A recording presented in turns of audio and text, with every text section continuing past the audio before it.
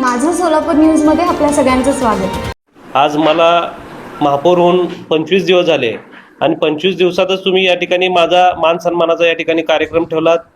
प्रथम या ठिकाणी सर्वप्रथम तुम्हाला या ठिकाणी मी धन्यवाद देतो आणि समाजाचे जे काही आपल्या सोलापूर शहराचे जे काही प्रश्न आहेत या ठिकाणी अनेक प्रश्न या ठिकाणी प्रलंबित आहेत, त्या प्रश्नाला वाचा फोडण्याचं काम हे पत्रकार असेल, अनेक आमचे लोकप्रतिनिधी असेल या ठिकाणी आम्ही करत असतो आणि निश्चित माझ्यावर खूप मोठी शहराची जबाबदारी आहे। ती माझं प्रामाणिकपणे मी या ठिकाणी जे काय आपल्या शहरासाठी आपण करू शकतो ते मी प्रामाणिकपणे या ठिकाणी मी प्रयत्न करणार आहे। आणि आपल्याला माहिती आहे अनेक प्रश्न असतील या ठिकाणी, उद्यानाचे विषय आहेत, आपल्या अनेक सोलापूर शहरामध्ये जे उद्यान आहेत, उद्याने ओस पडलेले आहेत, त्या उद्यानाचा विषय आहे।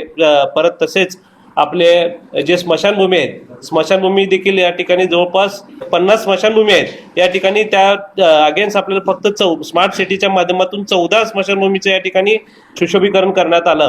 पण त्यात बाकीचे जे काय अजून राहिलेले आहेत त्याच्या देखील आपल्याला या ठिकाणी काम करायचं एवढं सांगतो। आणि सोलापूर शहरामध्ये स्मार्ट सिटीच्या माध्यमातून अनेक कामं या ठिकाणी झालेले आहेत, पण त्याचं मेंटेनन्स न होता या ठिकाणी मेंटेनन्स कसं केलं पाहिजे, झोनच्या माध्यमातून जोपर्यंत झोन निर्मिती होत नाही।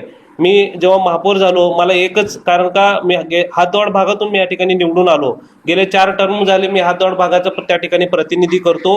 समाजातले जे काही शेवटचे बारीक सारीक जे गोष्टी आहेत ते मला सर्व ज्ञात आहेत। आपला सोलापूर शहर, सुंदर सोलापूर शहर आपल्याला जर करायचं असेल तर झोन निर्मिती होणं हे गरजेचं होतं। म्हणून एकच झोन जवळपास एक प्रभाग 4 झोनमध्ये वाटला गेला होता।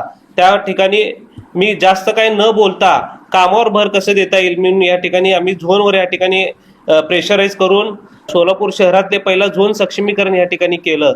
हा डिवायडरमध्ये आज आपल्याला बघतो सोलापूर, सुंदर सोलापूर, स्वच्छ सोलापूर आपण म्हणतो, पण अनेक डिवायडरमध्ये या ठिकाणी झाडं आपण मध्यंतरी लावलेले होते तेही देखील या ठिकाणी नसल्यासारखे आहेत।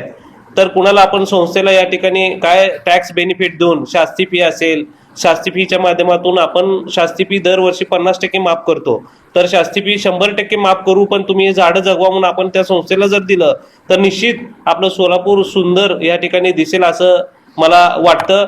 अनेक प्रश्न आहेत, अनेक धुळीचा विषय आहे, अनेक प्रश्न या ठिकाणी आमच्या समोर आहेत आणि पाण्याचा विषय आहे। पाण्याचं देखील आज आपल्याला माहिती आहे गेले 8-9 वर्षापासून आपल्याला या ठिकाणी पाणी जवळपास 3 दिवसाआड 4 दिवसाआड काही भागामध्ये मिळतं।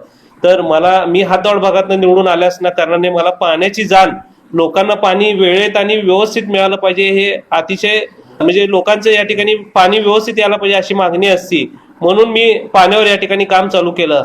आणि निश्चित माझ्या हातून जेवढं होता येईल तेवढं मी आयुक्त साहेबांना देखील या ठिकाणी बोललं की आयुक्त साहेब की गेले आपले जे पूर्वी रिटायर झालेले जे अधिकारी आहेत, जवळपास 6-7 अधिकारी आहेत, त्यांना अतिशय चांगला अनुभव आपल्याला सोलापूर शहराचा आहे। आपल्याला ह्याच्या आधी आम्ही 2 दिवसाआड पाणी या ठिकाणी घेतलं होतं शहराला, त्यांना जर ते या ठिकाणी मानधनावर जर आपण नियुक्ती केली तर निश्चित ते पण या ठिकाणी वेळ द्यायला तयार आहेत म्हटल्यानंतर आयुक्त साहेबांनी पण होकार या ठिकाणी दिला। निश्चित आता जे पाणी पुरवठ्याचे अधिकारी आहेत त्यांनी या ठिकाणी आम्ही त्यांची एक प्राथमिक बैठक घेतली। त्यांनी त्या ठिकाणी सांगितलं की आम्हाला साहेब एक आता समोर उन्हाळा आहे, आम्हाला निश्चित आपण तुम्ही जे म्हणता ते आपण सर्व तुमची जर मागणी असेल तर आपण प्रॅक्टिकली करून बघू, पण आम्हाला थोडंसं वेळ हवा आहे, कारण का आता उन्हाळा असल्या कारणाने लगेच जर आपण काय करायला गेलो तर लोकांचा अजून जरा रोष त्या ठिकाणी येईल असं ते म्हणत होते। पण निदान 3 दिवसाआड तर पाणी या ठिकाणी सोलापूर शहराला केलं पाहिजे, 3 दिवसाआड किंवा 2 दिवसाआड अशी आमची मागणी होती। बरेच म्हणले, ते ऐकून घेतले, जागेवर आपण व्हिजिट करून सर्व जुने अधिकाऱ्यांना घेऊन जाऊन अजून तिथं काय करता येईल आपण त्या ठिकाणी करायचं ठरवलं। स्मार्ट सिटीच्या माध्यमातून अनेक या ठठिकाणी कामं झाले, स्टेडियमचं या ठिकाणी आपले कामं झाले। सोलापूर शहरात आता आपण म्हणतो ते कॉम्पॅक्ट मशीन, धूळ मशीन जी आपण घेतलेली त्या ठिकाणी आधी 70 किलोमीटर मशीन चालायची, त्याच्यानंतर कालांतराने 30 किलोमीटरच या ठिकाणी ते एका एजन्सीला देण्यात आलं। तर आपण जास्तीत जास्त त्या ठिकाणी रूट वाढवून आपल्या सोलापूर शहरातले जे डस्ट आहे, मेन रोडला जे डस्ट आहे ते कसं कमी करता येईल ह्याच्यावर आमचं भर राहणार आहे। आणि निश्चित अनेक सूचना मी पत्रकार बांधवांना पण मी विनंती करतो की तुमचे जे काय अजून अनेक सूचना जे असतील, कारण का तुम्ही समाजाच्या कानाकोपऱ्यामध्ये तुम्ही समाजाचे जे विषय आहेत त्याला वाचा फोडण्याचं काम आपण करत असता, तर जे काय अजून काय प्रलंबित विषय असतील तुम्ही आम्हाला सांगावे, आम्हाला मदत करावी। आम्ही निश्चित एक प्रामाणिकपणे या ठिकाणी आमच्या तर परीने आम्ही करणारच आहोत पत्रकारांचे जे विषय असे विषय असतात की ते महत्त्वाचे विषय असतात, एकदम जबाबदारी या ठिकाणी माझ्यावर आहे महापौरची. तर हे निश्चित आम्ही या प्रॅक्टिकली जागेवर जाऊन प्रत्येक गोष्ट, त्यात अकाउंट ऑफिस असेल, चीफ ऑडिट असेल, आपलं महापालिकेतले जेवढे काय अधिकारी असेल त्यांना सोबत घेऊन त्या जागेवर स्पॉट व्हिजिट करून सगळे विषय मार्गी लावायचे या ठिकाणी आम्ही प्रयत्न करणार आहे. एवढंच मी सांगतो. आणि पत्रकारांचं तुम्ही या ठिकाणी भैया विषय मांडलात ते एक सांगतो की अतिशय चांगले उपक्रम तुम्ही पत्रकार लोक या ठिकाणी राबवता.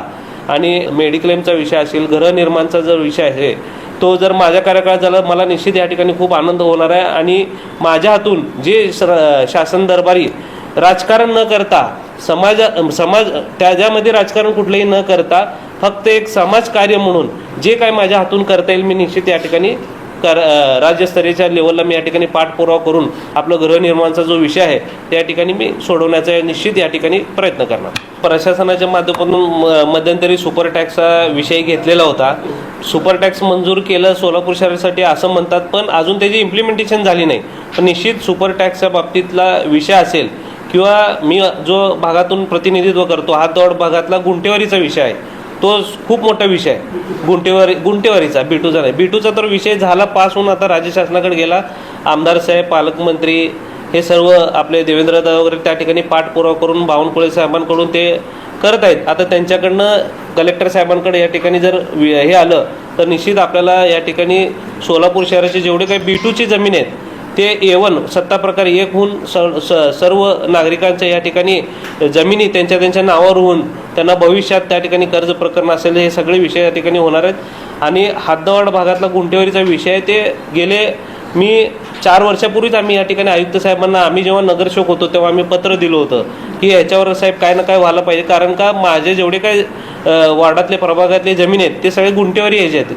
तर ते गुंटेवारी जमिनी आपण लवकर निश्चित करून त्यांना प्लॉट निश्चित करून आपण त्यांचे प्लॉट सीमारेखांकन करून या ठिकाणी आपण त्यांना टॅक्सेशन करून द्यावं, जेणेकरून आपल्या महानगरपालिकेमध्ये आपल्याला टॅक्स रूपी आपल्याला रेव्हेन्यूमध्ये भर पडणार आहे आणि आपल्या महापालिकेचा त्या ठिकाणी फायदा होणार आहे. आणि एकच प्लॉट 3-4 लोकांना या ठिकाणी वाटले जाणार नाही. आज आपण बघतो अनेक लोक आमच्या हातवाड भागातले 4 वाजता 4:30 वाजता महापालिकेमध्ये येतात की एकच प्लॉट 4-4 जणांना विकलेले असताना आमचं सारखं विनवणी करतात की दादा आमचं टॅक्सला नाव लावा. पण पूर्वी मालकांनी काय केलेलं असतं, त्या ठिकाणी एक पत्र देऊन ह्यांचं टॅक्सला नाव लावू नका असं त्या ठिकाणी एक पत्र दिलेलं असतं. हे लोक खरेदी करतात आणि मालक या ठिकाणी पत्र दिलं तर ह्या लोकांची अडचण, गरिबांची या ठिकाणी अडचण होती. पण म्हणून ह्याच्यावर मार्ग निघणं लवकर मार्ग निघणं हे अपेक्षित आहे. या अनुषंगाने आम्ही लवकरात लवकर गुंटेवारीचा देखील या ठिकाणी आम्ही विषय मार्गी लावणार. माझं सोलापूर न्यूज या यूट्यूब चॅनलला सबस्क्राईब करा आणि बेल आयकॉन प्रेस करायला विसरू नका.